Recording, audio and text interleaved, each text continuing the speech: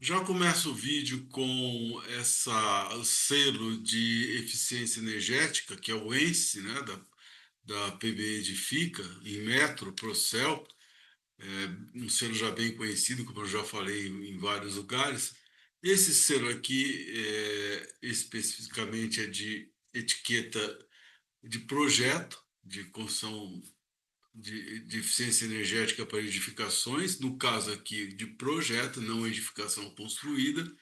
E note que você tem três tipos de etiqueta, né? A envoltória, a iluminação ou condicionamento de ar. Ou cada um, né? Ou envoltória, iluminação, fazer duas, ou uma etiqueta parcial. No caso, a gente vai trabalhar aqui com uma etiqueta de envoltória.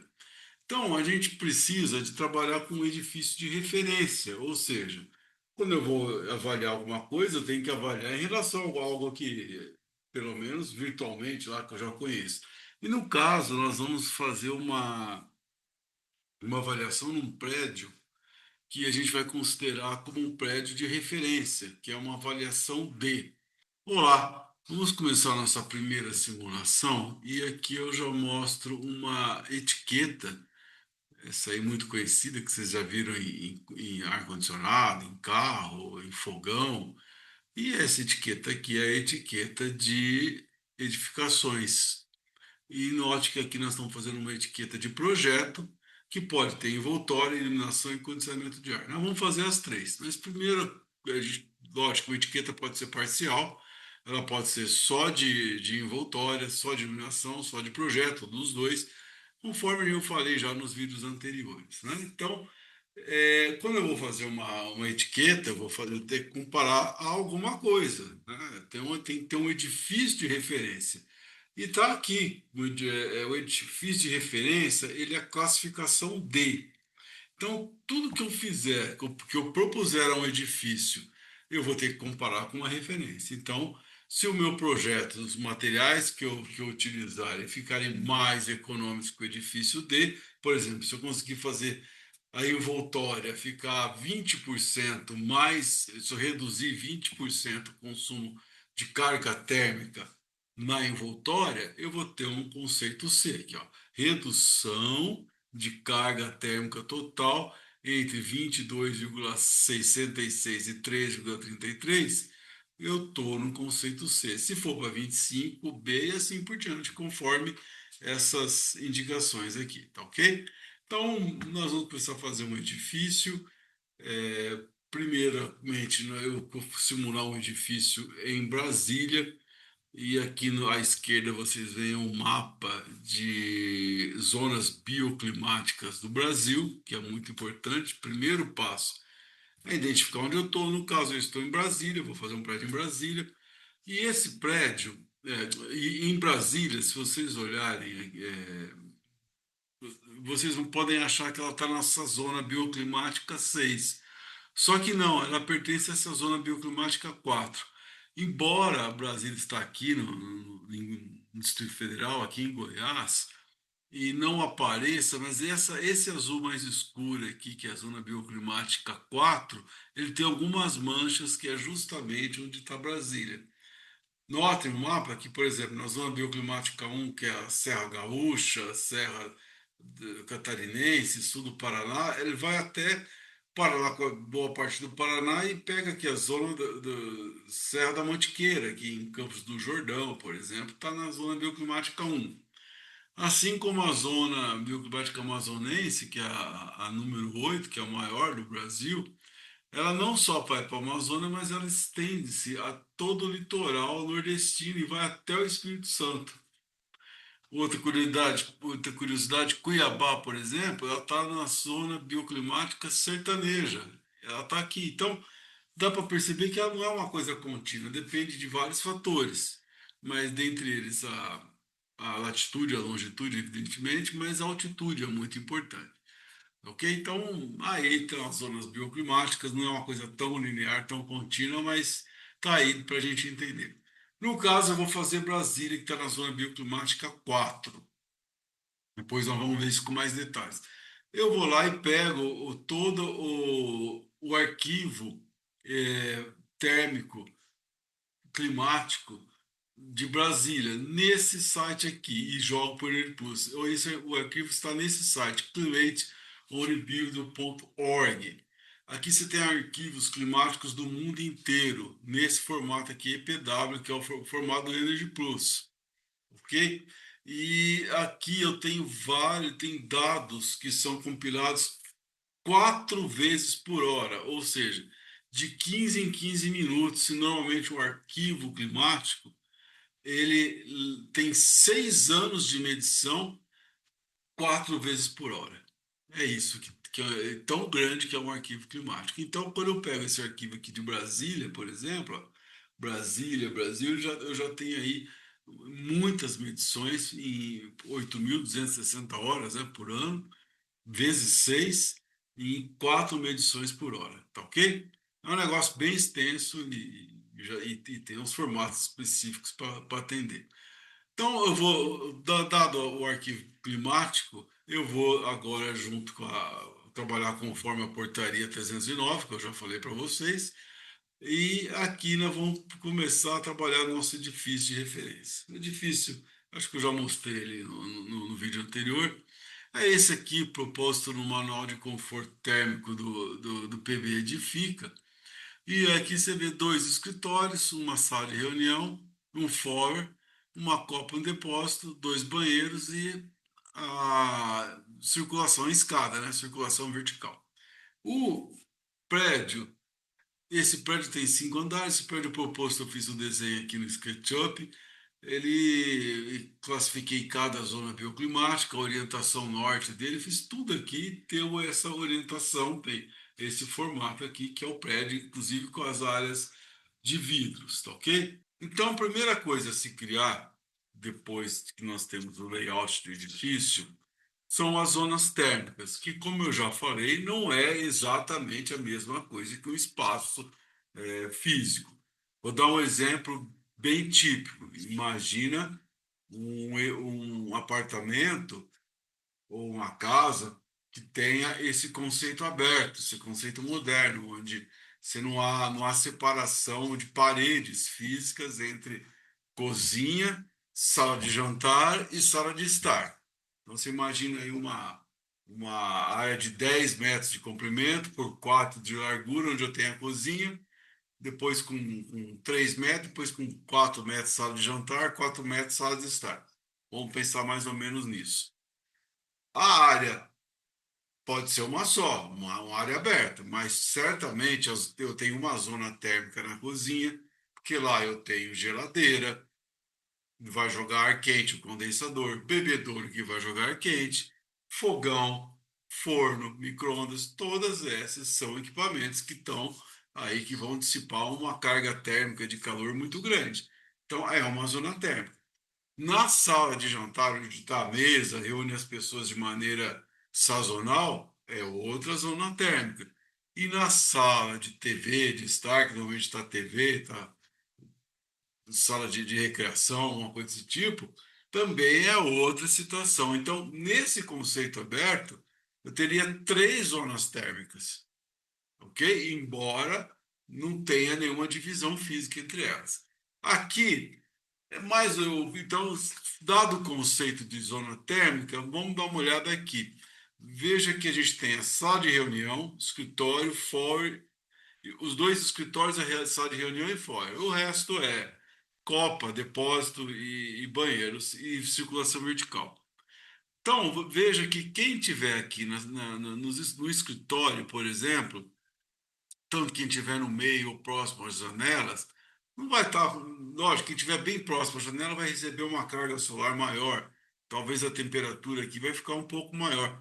Mas nessa distância, até 5 metros, eu não tenho aquele fenômeno de estratificação, que é aquele fenômeno, por exemplo, quando eu pulo numa piscina muito funda, vocês vão ver que em cima está quente, embaixo vai estar muito frio. Esse fenômeno de estratificação quase não se aplica aqui. Você pode dizer que essa sala aqui é homogênea a temperatura. Então dá para considerar uma única zona térmica. O mesmo no escritório.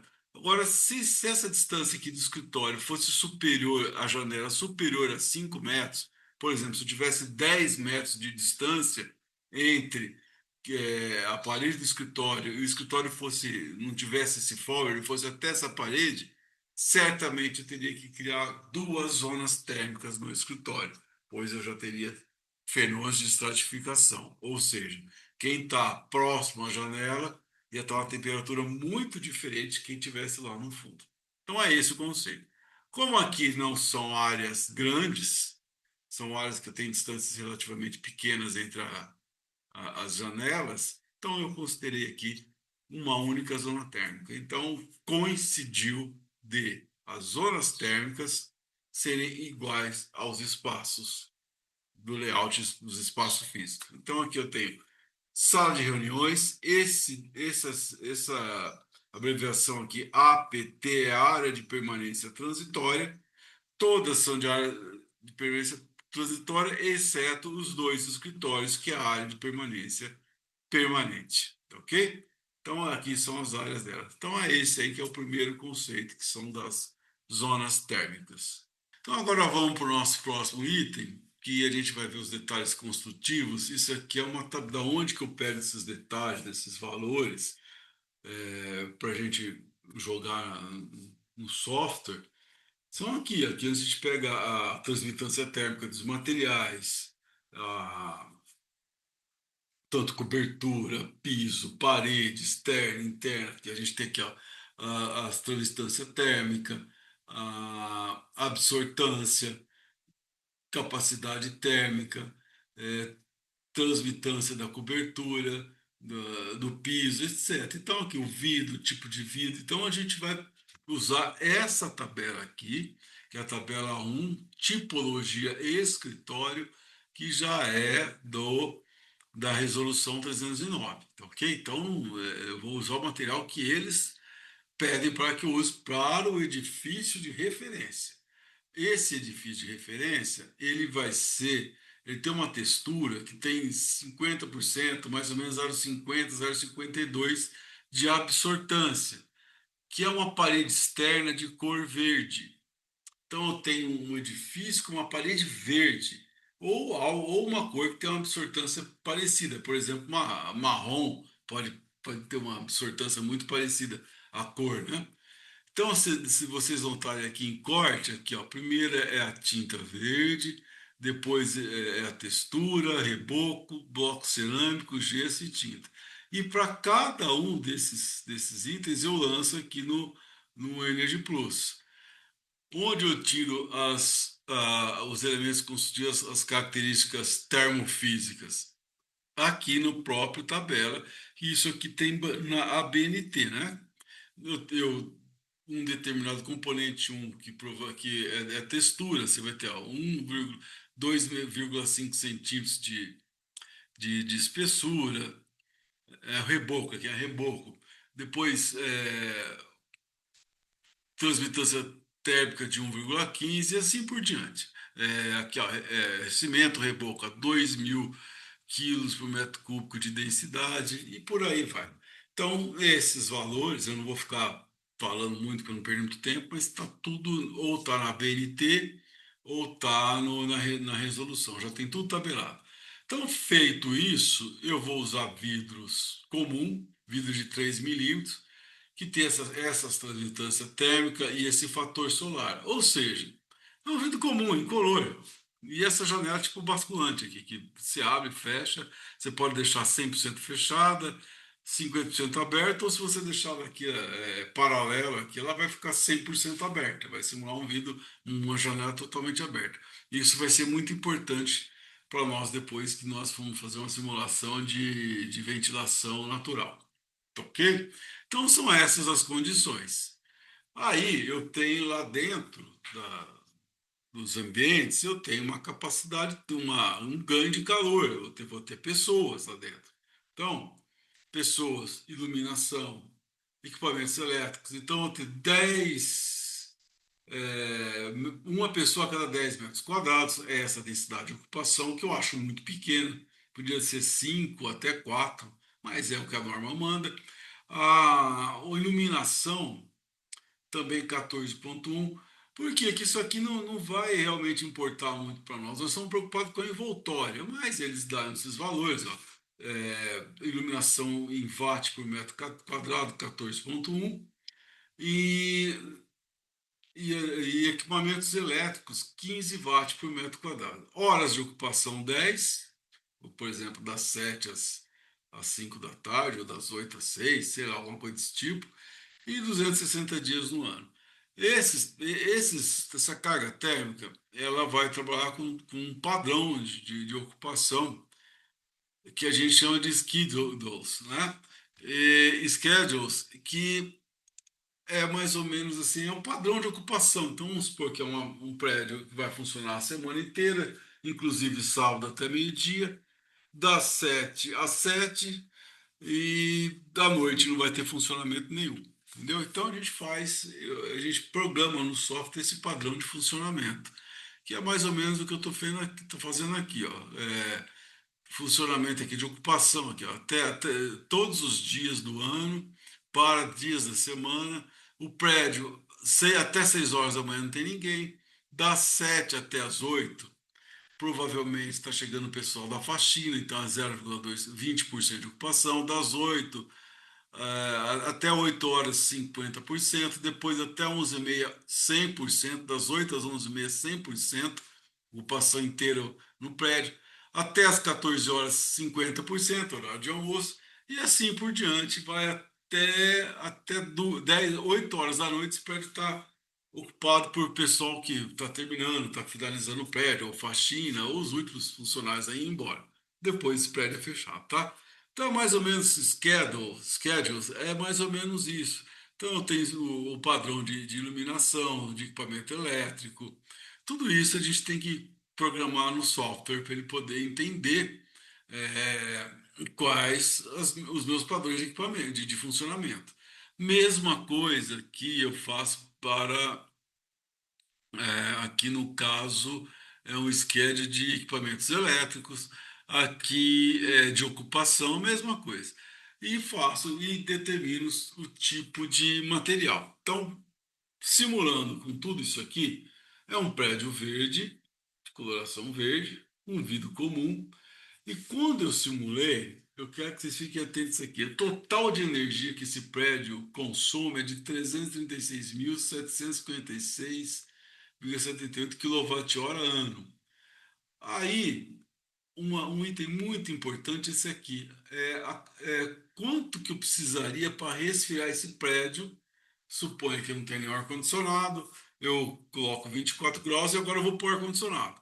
Esse prédio, com vidro comum, com parede verde, ele vai consumir 213.793,9 kWh no ano.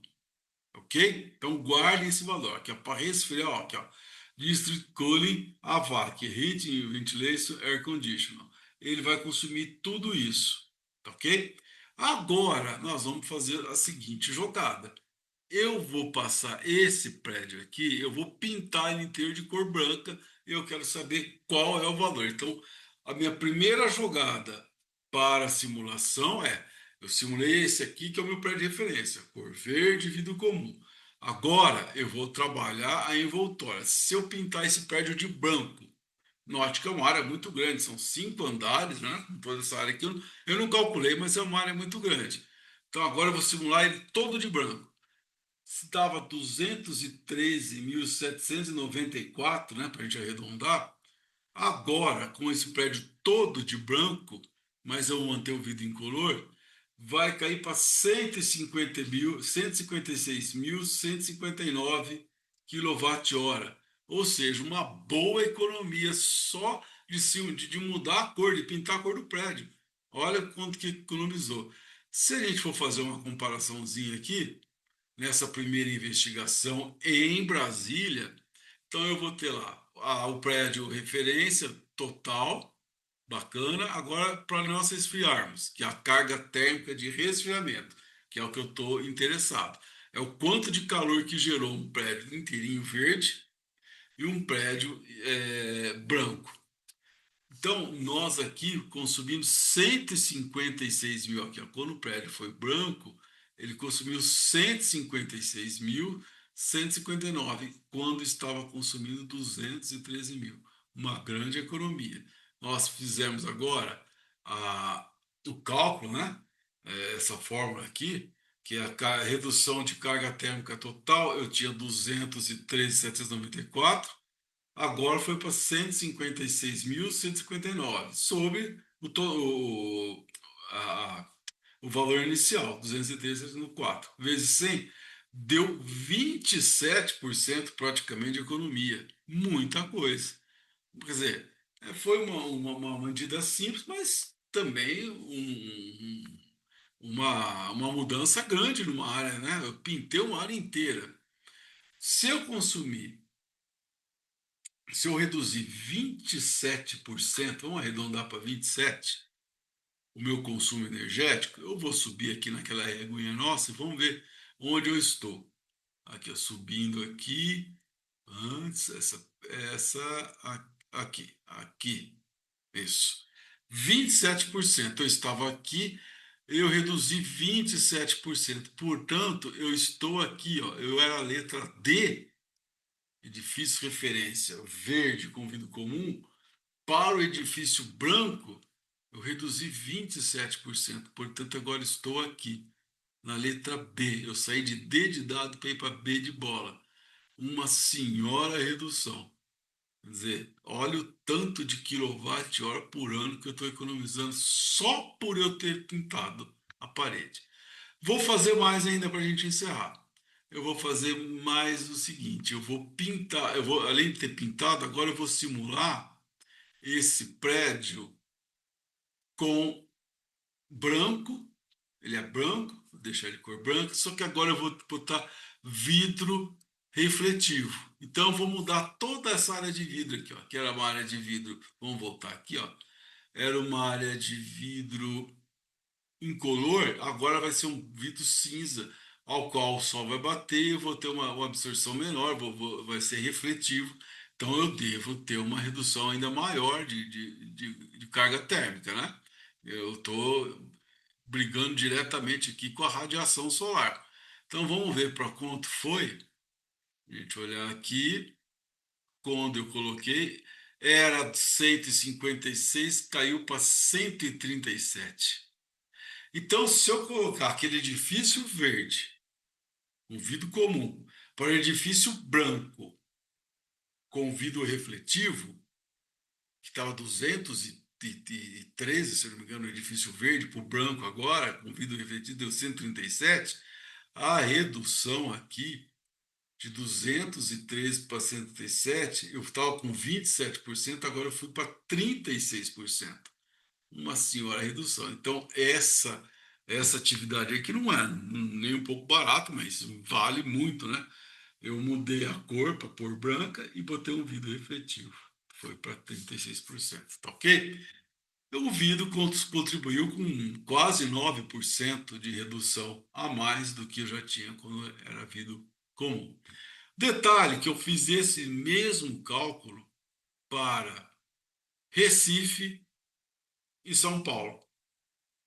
São Paulo, eu tive 38% de redução total do edifício verde, com vidro incolor, para o edifício branco, com vidro refletivo. Eu tive 38%. Agora, olha que interessante, no Recife eu não tive quase nada. Eu tive, sim, tive 23%. Não foi uma redução. Aqui ele foi para a classe A, aqui ele foi para B, quase ficou na C, porque ele deu 23%. Se a gente voltar na nossa reguinha lá, a economia que deu em Recife, ó, a gente voltar na nossa reguinha aqui, 23% está quase, quase, passou de raspando para o B, né? C praticamente, né? O que aconteceu aqui? Por que Recife não deu tanta economia? A redução, note que a redução do edifício B foi o cálculo do edifício A, lá em Recife, que é mais quente, deu 353. Esse mesmo edifício de referência em Brasília deu 203, em Recife deu 353, o edifício de referência. Em São Paulo, que tem um clima mais a menos, deu 160, a menos 163. E no edifício próprio de São Paulo deu 101, com vidro branco e refletivo. Em Recife 353 para 271. Ou seja, vê que cada edifício de referência, como é se esperar, em cada cidade vai dar um valor. São Paulo tem um clima mais ameno, deu uma diferença, uma carga térmica bem menor. E quando eu fiz eu coloquei todos os vidros e pintei, deu uma redução de 38%. Em Recife, isso não aconteceu. Eu estava falando nisso, né? Quando eu reduzi, foi para 271, só 23%. Então, o que, que dá para entender aqui? Eu fiz a mesma coisa, o mesmo edifício, em zonas térmicas diferentes. A redução de carga térmica em Recife foi discreta, apenas 23%. Uma das causas mais prováveis é que o calor latente em Recife é um dos fatores predominantes. Ou seja, não tem só o calor sensível, aquele calor do sol da região. Eu tenho uma umidade muito grande. Recife, na zona bioclimática amazônica, né? Como a gente viu lá no mapa. Você vê que tanto a floresta amazônica, depois o litoral nordestino, tem essa zona bioclimática muito parecida com uma zona amazônica, né? Ou seja, a umidade do ar conta muito. Então, essa transformação para Recife não fez tanta diferença. Tá bom, pessoal? Isso mostra o que, que a gente faz quando a gente reduz, quando a gente pinta um mesmo de referência e que cada zona bioclimática é um caso. É isso que eu queria demonstrar, tá ok? Então já já a gente volta para mais um vídeo falando na próxima de ventilação e de iluminação, tá ok? Até mais, pessoal. Obrigado por assistir até aqui. Espero que tenham gostado. E qualquer dúvida, podem me consultar. Mandem dúvidas pelo WhatsApp, por e-mail. Vamos conversar e vamos esclarecer, tá ok? Valeu, pessoal. Até!